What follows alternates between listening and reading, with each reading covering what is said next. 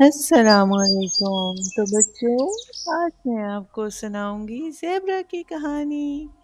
ایک دفعہ کا ذکر ہے، جنگل میں ایک زیبرا رہتا تھا۔ اس کا نام زوبی تھا۔ زوبی بہت خوبصورت تھا۔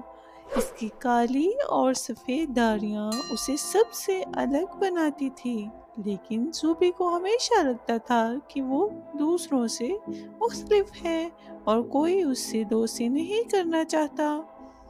ایک دن جنگل میں ریس کا اعلان ہوا۔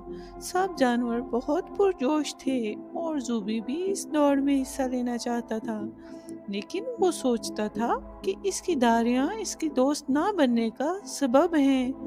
دوڑ کے دن زوبی نے ہمت کی اور دوڑ میں حصہ لیا۔ جیسے ہی دوڑ شروع ہوئی، زوبی اپنی تیز رفتار سے سب کو پیچھے چھوڑنے لگا۔ جنگل کے سب جانور حیران ہو گئے کہ زوبی کتنا تیز ہے۔ آخرکار زوبی نے دوڑ جیت لی۔ سب جانور اس کے پاس آئے اور اس کی تعریف کی۔ انہیں زوبی کی دھاڑیوں سے کوئی فرق نہیں پڑتا تھا، بلکہ وہ اس کی محنت اور ہمت کو سراہ رہے تھے۔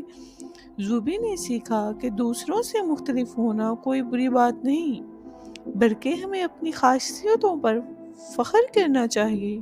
اور یوں زوبی کو جنگل میں بہت سے نئے دوست مل گئے۔